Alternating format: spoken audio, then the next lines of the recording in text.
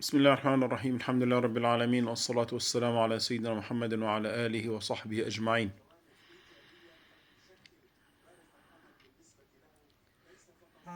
Donc, nous voyons comment les choses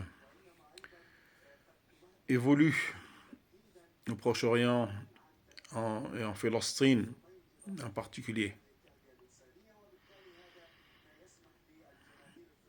On a vu, déjà vous savez peut-être, qu'il y a au-delà de 300 morts en Palestine. Bien sûr tués par l'armée israélienne. Car des tueurs maintenant dans notre monde, il n'y a que. Il n'y a que ces soldats-là, ces militaires, donc qui tuent pour rien. Et il y a au-delà de 3000 arrêtés depuis aussi donc le 7 octobre.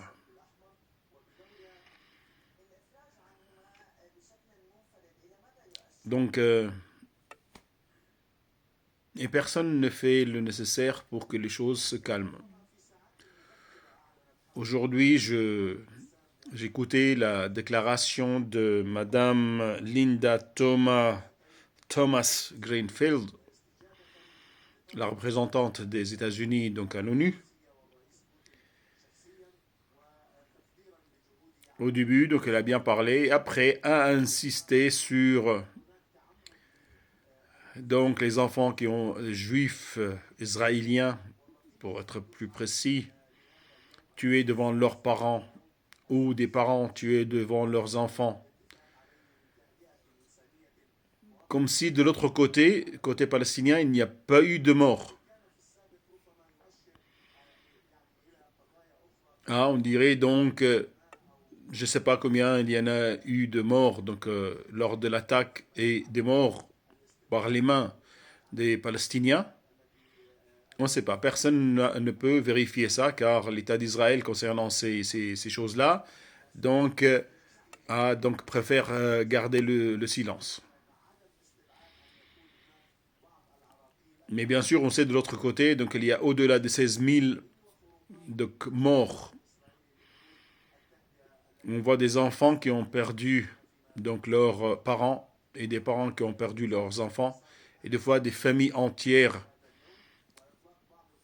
effacées du registre de l'état civil. Et là, il n'a pas mentionné ça. Au moins, je ne sais pas si plus tard, parce que normalement je me suis énervé et donc j'ai arrêté d'écouter, de suivre son discours, bien sûr. Mais n'empêche à insister dès le début sur ce point-là. Et comme j'ai dit, donc comme si il n'y a que les Israéliens qui sont touchés par des malheurs.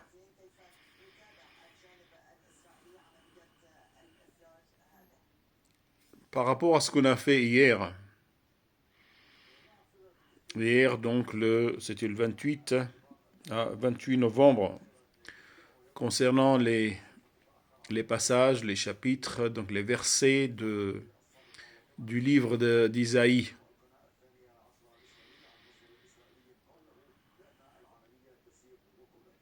Normalement, le Coran ne mentionne pas beaucoup, ou oui, il a mentionné des choses concernant les fils d'Israël, donc leur désobéissance à Allah subhanahu wa ta'ala,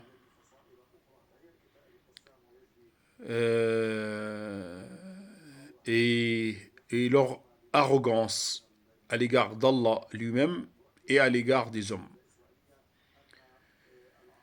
Mais lors de la lecture de ces quelques versets hier, toujours du livre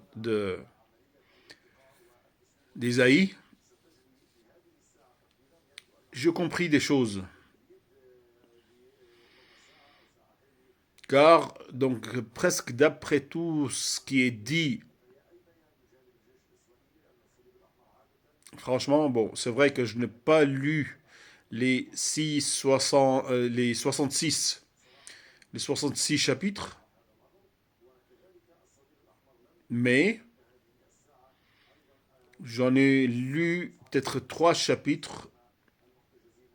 Et après, j'ai fait un saut, tout en parcourant rapidement donc les chapitres. Je suis arrivé jusqu'au 10e après.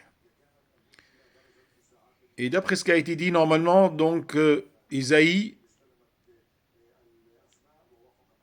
ne parle et n'annonce que de, de mauvaises nouvelles. Et comme j'ai dit, donc quand je vois ça, surtout, donc il y a au moins par rapport à ce que j'ai lu, et c'est peu par rapport à l'ensemble des versets de ce livre. Alors je ne sais pas dans les autres livres qu'est-ce qu'il y a exactement, mais au moins 2 fois, je me rappelle bien 2 fois, qu'Allah subhanahu wa ta'ala a averti les fils d'Israël un châtiment comme celui de Sodome et Gomorre. Et comme j'ai dit, Sodome et Gomorre, donc pour dire, c'est les habitants de ces 2 villes-là, donc ont été exterminés. Et ça m'a renvoyé à ce que un rabbin dit, donc dont j'ai parlé. Il avait dit normalement, donc Allah Ta'ala, donc s'il ne les avait pas, ou il leur avait pas imposé l'exode donc à Babel en tant qu'esclaves, ils auraient pu être exterminés. C'est pour ça que ce rabbin la disait, donc normalement, et il y avait parmi donc les choses dites concernant ce moment-là, ou cette période-là, en disant, vous ne devez pas revenir en Palestine par la force.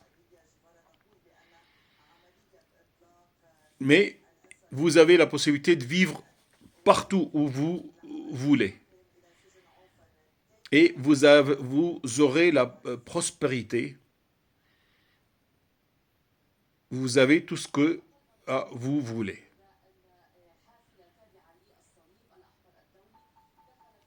Et donc le fait de lire ça et de voir qu'ils sont tout le temps là à contredire la volonté divine, à contrarier la volonté divine, et à désobéir.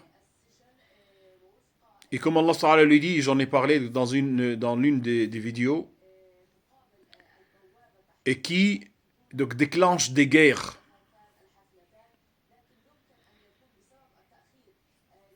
Donc Allah Ta'ala a dit dans le Coran qu'il déclenche des guerres. Et comme je l'ai dit dans l'une des vidéos, ils ont été tellement arrogants que cette arrogance-là a atteint Allah subhanahu wa ta'ala. Quand ils ont dit, Allah est pauvre et nous sommes riches.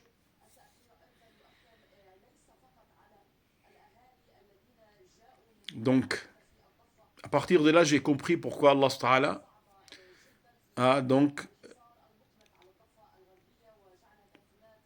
les a touchés par sa colère. Pourquoi Allah subhanahu wa ta'ala donc a décrété qu'ils enverraient sur eux qui les fait goûter aux pires tortures jusqu'à la fin des jours. Aujourd'hui, il y a un enfant palestinien qui a été donc relâché, et avant qu'il ne soit relâché, il y a des policiers, des militaires qui sont entrés, ils lui ont cassé les bras et les doigts. Et d'après le bilan, d'après les radios, donc ses os sont émiettés.